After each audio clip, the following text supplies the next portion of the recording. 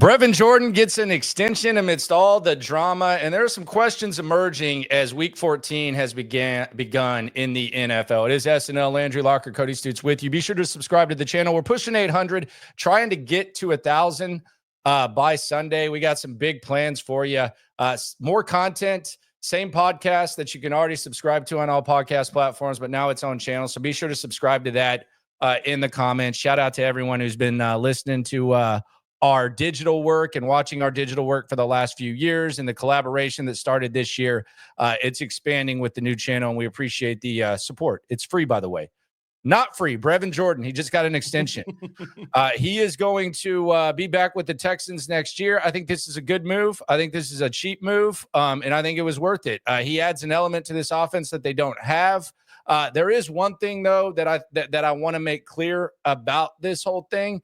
But overall, before we get to that, I want to say I think this is a good move. I think Brevin Jordan's good for the vibes in the locker room. I think he's good for the play on the field. I think he was obviously getting better.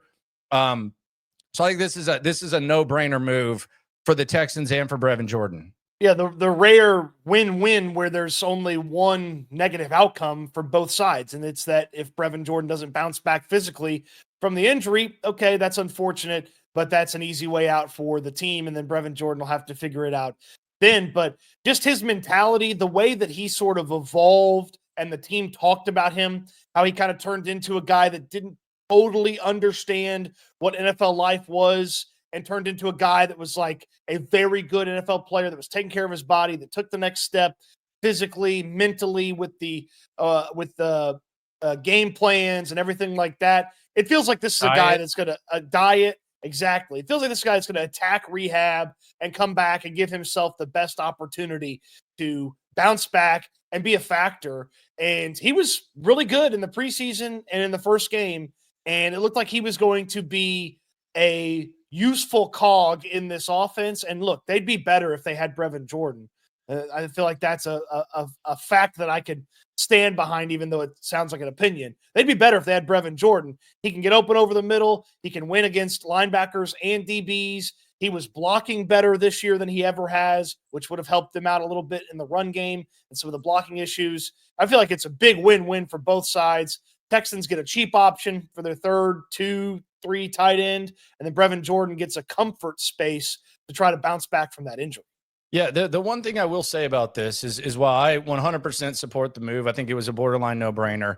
I don't think that this in any way should 100% solidify the tight end room for next year. In other words, I don't think you're set at tight end. Does that mean that I put it on the top list of priorities and you need to aggressively go get a tight end? No, but if an opportunity presents itself, whether it be in the draft, whether it be in free agency, to improve this tight end room, I think you need to do that because it's a very unflattering position. And I almost think that at this point, as much as we say they miss Brevin Jordan, I think that has a lot to do with a couple of things. I think his potential and what he could be and what he adds to this team is one, but I also think it's just a very unflattering tight end duo right now that doesn't seem to provide like any extra elements.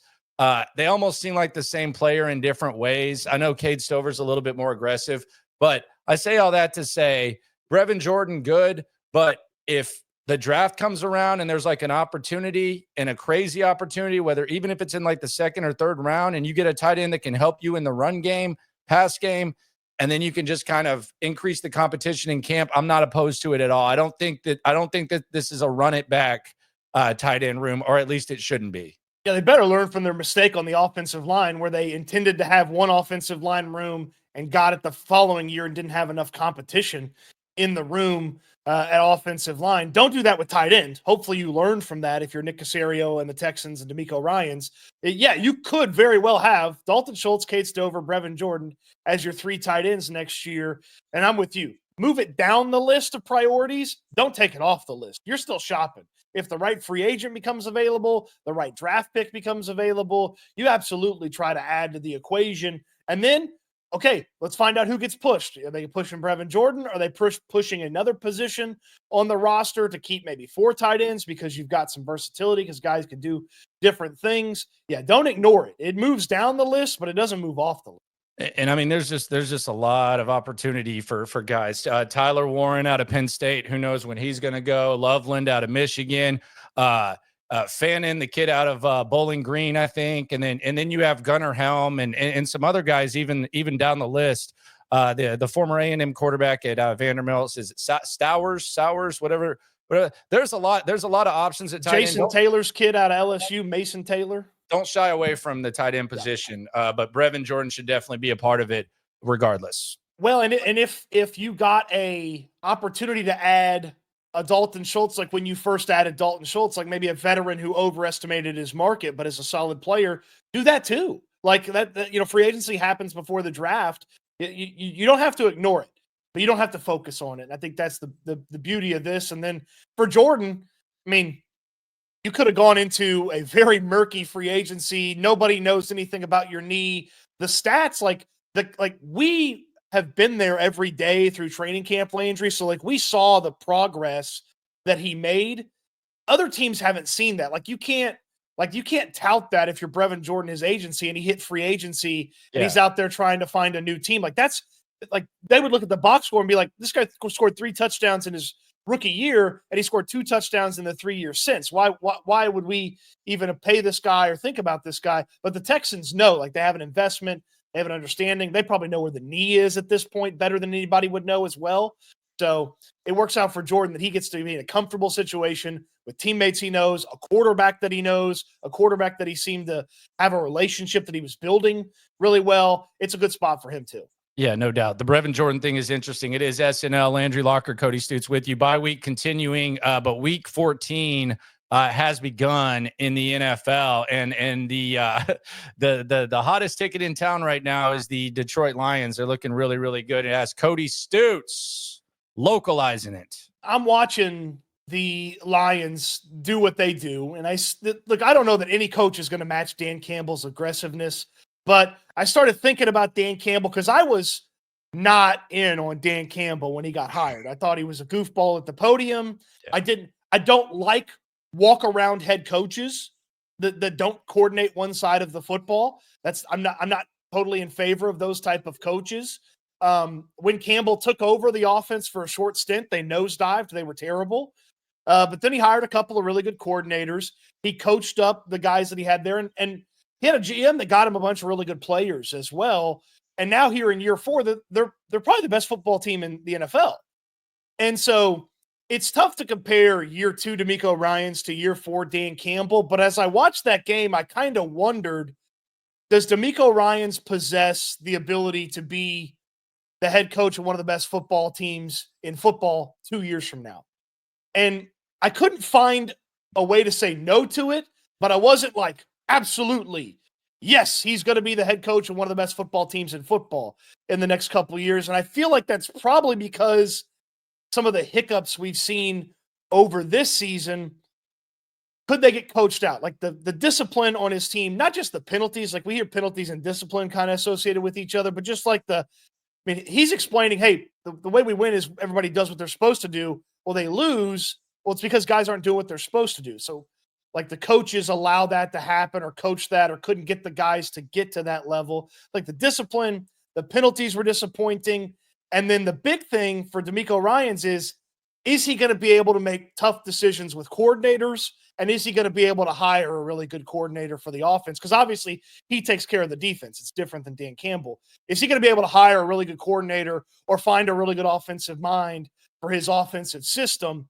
That to me is the biggest element of, hey, he's going to be the best coach, or he's going to be one of the coaches of the best teams in football in a couple of years. Yeah, and I think it's interesting because I think the Lions kind of showed it yesterday, and they kind of been showing it all year. Like they have a lot of injuries on defense, and they've still been able to get the job done, and they've been able to adjust accordingly and bring pressure when they need to bring pressure and all that type of stuff and step up. You can't really do that. It's not as easy to do that on offense. Like on defense, you can make do and you can play at a championship level whenever your defense gets stripped. You lose Aiden Hutchinson, like we're not like they lose one of the 5 best players in the league, and they're still make doing. And it seems like it's easier to do that on defense than it is on offense. What the Lions were able to do is they got a lot of skill position guys, man. They got a lot of young skill position talent, and that's where they're running backs. They drafted Jahmyr Gibbs in the first round. They drafted Jamison Williams before the Texans. I thought the Texans liked him at the time. They got Sam Laporta. They got St. Brown the same year the Texans got Nico Collins. So essentially, they got their wide receiver one, just like the Texans did when the Texans got Nico, and then the Lions got St. Brown. But what they did after that is they put together an array of a lot of like young, explosive skill position guys in every area. And that's what the Texans are going to have to do. So I think it's going to be as much on Nick Caserio and D'Amico and whatever they want to do. And they're going to have to add some star-studded, talented skill position talent around CJ Stroud. Because ironically enough, we go back to the draft. I know some people might roll their eyes at it, but like Jared Goff was one of the most constant CJ Stroud comparisons. And it was Goff and it was Burrow and it was kind of there. But I think that if you look at what Goff has around him, I think the Texans are going to have to find some sort of way, and they're going to have to go all in on skill position guys on offense. And I'm not saying that they made the mistake this past year in not doing so, because I did still think it was as much of a move, but you only have so many moves to make. Like they fixed the defense and they added young defensive talent and they did that. But now they're going to have to do what Detroit did, and they're going to have to set out. They're almost going to have their Laporta Gibbs type of draft. In some way, shape, or form. They're going to have to add skill position guys. It is interesting, though, when you mention Dan Campbell, because I know what you say about walk-around head coaches. It seems like he does a good job of delegating responsibilities. And I don't know that D'Amico is really, from what we've seen right now in like every area, I don't know that D'Amico Ryans possesses the balance of delegation on offense and defense. Like that's kind of where I'm at. Like he's an even better defensive coach than I thought he was. And I already thought he was elite, but I did not anticipate it to be so defensive minded. And you can look at the way the team is coached. You can look at the way the team is discussed. The Tennessee game where D'Amico says, that the offense gave us enough and the defense has got to win it. And you can even go to this week when he was talking about the Azeez Al-Shire situation, and he has no sympathy for the offense, and he's talking about they're bending the rules, and Jacksonville overreacted, and he's providing like the defensive point of view. I do think that's going to be something like one of D'Amico's biggest challenges, and Dan Campbell faced the challenge too. Like he had to find the coordinators. There's always going to be a crossroads moment. Like how many times John Harbaugh has had to evolve, like as Ravens coach. Like he's got like the way that they've won. There've been like 3 different ways in which they've won. Like Andy Reid had to evolve. Like, so it's going to happen. It's a small sample size, but I do just wonder, like, if D'Amico is like too defensive minded to either delegate the right guy or put the offense in the position to where they can get the job done. But I do think also it's about the players, as we previously mentioned. Yeah, the player comparison is a really good one, and I think it's an interesting note. They have Jamison Williams as their number 2 wide receiver. That's this guy in his 3rd year in the league. The Texans' number 2 was 31-year-old Stefon Diggs. Now, Diggs is good and was good this year, but he's not an option anymore. He hurt his knee. He's a free agent at the end of the year. It's like, you got to go find that Jamison Williams. Well, you kind of hoped it was Tank Dell. That year 2 hadn't been really good. Now, Tank Dell's year 1 was better than Jamison Williams, either his first 2 years, but he was hurt one of them and then just was still lingering with the injury. It felt like in the second one. But Jamison Williams has been really good this year, 3rd year. So, like, you got to hope a little bit for Tank, but then you still got to go find more young guys. You need another running back. The thing about D'Amico, though, if he didn't call the defense, would they be better in other areas? No. Yeah, see, I don't think the trade-off is there. Like, I wouldn't want someone else calling the defense just to have D'Amico be like, hey, make sure Kate Stover's not lined up off sides. He has to call the defense. It's just a matter of being able to trust the right people or figure it out on offense. It's early in the process. The other thing that I think is going to be interesting, and I'm not trying to turn this into an off-season discussion, but we talked about, being proactive with the tight ends and not just settling with what's going on in the room. I think they're going to have to strongly consider a wide receiver in round 1 or 2, because the other thing that the Texans are going to start facing as we talk about where the Lions are, and I think this is important because you're talking about Dan Campbell in year 4 versus D'Amico in year 2. When D'Amico's in year 4, he's going to be paying CJ Stroud. He's going to be paying Will Anderson. He's going to be paying Derek Stingley. So you want to find guys at the most expensive positions that are young that can be on their rookie deal, just like you found Kamari Lassiter at cornerback, just like you hope that Blake Fisher, by the time that time comes around, is one of your starting tackles. So wide receivers are extremely expensive. If you can find a wide receiver, it's not, again, everyone's going to be talking offensive line, and I'm not disputing that, but you need to kind of play chess and checkers at the same time too, because you're gonna be in a really interesting situation when that time comes around. I'm tired of young guys on the offensive line. I want battle tested dudes. I want old guys. Well, Shaq Mason's battle tested. Yeah, I want somebody on their second contract, not their third. Well, Titus Howard's on his second contract. Yeah, but I mean, I want battle tested free agents to fill in the interior offensive line issues. That's what I want. I want battle tested free agents. Like Shaq. So he wants another Shaq. No. Well, if it's a 1-year deal for left guard, sure. Okay, figure it out for 1 year. Because you look at Detroit, that's an experienced offensive line that played together a lot. Guys are in there. They did get sold though. Right. Sure. Panay Sewell's really good. But Frank Ragnow's been a center in the league for a long time now. He's really good. I mean, I think Herb Street called him out by name like 20 times last night. So 26. Yeah, 26 times last night. So it's not a 1-for-1 comparison because there's obviously differences in the organizations, but like it's former player deep into his career as the head coach. And Campbell was coaching while D'Amico was still playing. So like there's still like a catch-up thing for D'Amico Ryans. Yeah, he's been around, man. He's been around. Campbell started coaching and I mean, to be honest, Campbell started coaching when he still had a uniform because he didn't play that much.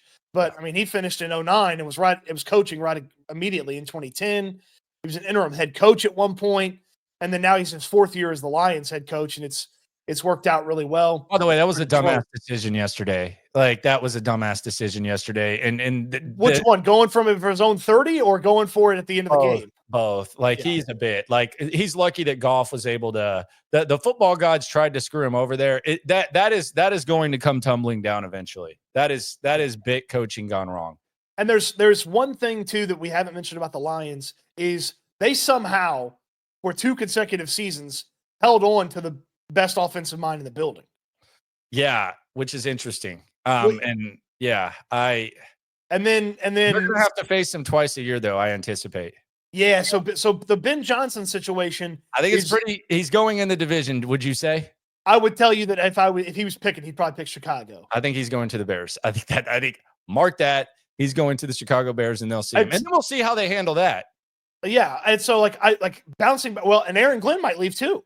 Like yeah. So let's see how Campbell bounces back from both coordinators. Now they got good players, so that's ultimately what matters. Really good players. Really good players, and really good young players too. Yep. Like they got really good young players. They're not super veteran laden in some of those key spots. So that's just something I was kind of thinking about last night as I watched. I'm like, yeah, Dan Campbell, year 4, coach of the best team in the NFL. Could that be D'Amico Ryans? I say yes, it could. I'm not for sure. Like, yep, it's going to be him though, just because that coordinator hire for the offensive mind is going to be a really interesting one. Yeah, it's localizing it here on SNL. Landry Locker, Cody Stoots. Subscribe on all podcast platforms from Apple to StreamYard, and also be sure to subscribe to the new channel. Man, we're gonna get 1,000. We're gonna get 1,000 before the week even ends, and we appreciate your support. Yeah. Same stuff, same content. We're just shifting over there. We got to bring the popularity of the podcast to its own channel. Still the night stream and all that type of stuff. Now, I wasn't done with Thursday Night Football because the Packers got me thinking too, Landry. Okay. You remember in the offseason where everybody cared where CJ Stroud was in like the quarterback ranking pantheon? Yeah, trying to get to elite. And is he elite? Where is he? Who's around him? Who's close to him? I mean, there are a handful of guys that have passed him up and are clearly ahead of him based on where people thought maybe CJ Stroud was shaken out. I mean, the guy last night, Jordan Love, is ahead of him. Jared Goff is ahead of him. So both quarterbacks from last night's game, to me, are ahead of CJ Stroud. They're playing better football than him. They're managing. Yeah, they've got some different situations, but they're really good with what they can control and what they do. They're ahead of him. I don't know where people thought Jalen Hurts was, but Hurts is having a solid year. He feels like he's ahead of CJ Stroud. And not only that, as I got to thinking about Burrow's ahead of him, I feel like Burrow should have been ahead of CJ. Yeah, he was, but he's clearly if there was any doubt. Yeah, don't let that win-loss record. I saw a stat yesterday that in the NFL, all teams not named the Cincinnati Bengals, whenever they score 38 points, they're 28 and they're 21 and 0, and the Bengals are 1 and 2. Oof. The Bengals are 1 and 2 when they score 38, and the rest of the NFL is 21 and 0. Yeah. So it's not like a bunch of young guys have like Herbert's ahead of him too. Herbert probably should have stayed ahead of him, but Herbert's ahead of him too. Is he? Yeah, Herbert's ahead of him. Yeah. Yeah, I got you. But then I got to thinking about, okay, he's the only second-year QB that didn't have a massive leap this year either. Because Anthony Richardson's way better than last year. He's healthy, so he's playing football. So maybe he would have been the same guy last year as he is this year, but he's healthy. That was his biggest hurdle. He's healthy this year, and he got benched and came back and was way better. Will Levis is a much better quarterback than he was last year. Much better. He still makes some mind-boggling mistakes. And then the biggest one that just is totally transformed and changed who he was, Bryce Young. He's played good. He's played really well the past few weeks. It's finally sort of clicked for Bryce Young. So big leap with Young, big leap with Richardson, big leap with Levis. And I can't tell you that for sure CJ has taken any sort of leap. He's definitely not. He definitely hadn't taken a huge leap. No, he might be slightly better in this or that. He might be able to flip the switch on the final stretch, but like with the sample size we have right now, yeah, there's no way that this is taking the next step. I think we can agree with that. Now, so my question would be, what would the next step look like? Is it just coming out firing darts out of the bye week and getting nasty in the playoffs in that home game and the road game that they're going to play? Like, yes. Is that what the next step would be? Yes, it looks like a playoff run. It looks like a guy. It really, quite frankly, it looks like the Ohio State Georgia type of situation where they were getting a little bit flat. Like Ohio State, there were times during the season where they were getting a little bit flat, and then all of a sudden it's time to play good ball. Boom, there's CJ Stroud. He had the rough game against Michigan, but I think that's what it looks like. All this talk about, when the lights are the brightest, that was one of the sales pitches of CJ Stroud. That was one of the sales pitches. When the lights are the brightest, he plays the best. So it's not a closed, the book is not closed. The chapter is not written, but with what we have right now, I think you're right. There hasn't been that massive step.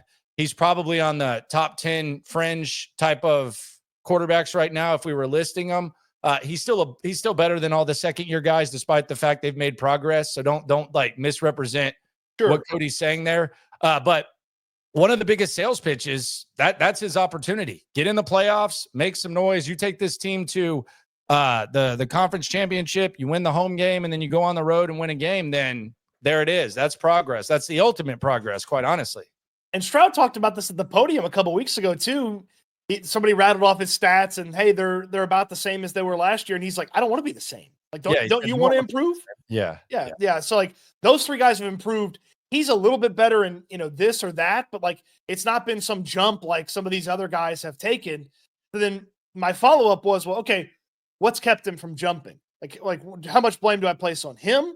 How much blame do I place on the 10 other guys on the team?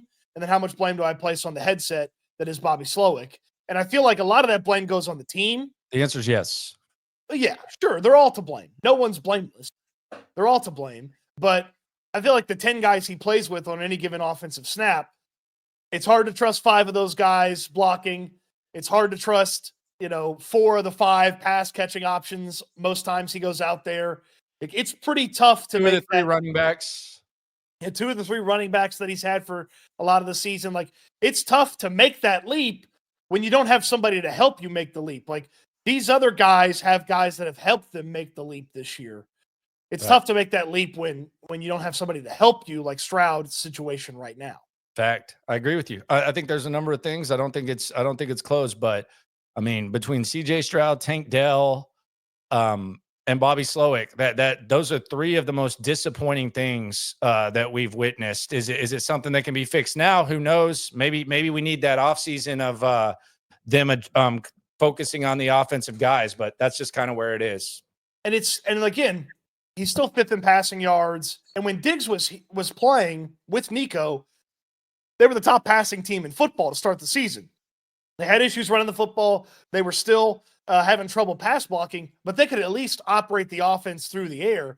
So, like, maybe if Stefon Diggs isn't hurt and you get Nico Collins back, we're having a different conversation because now you have 2 guys that can consistently get open instead of just 1 guy.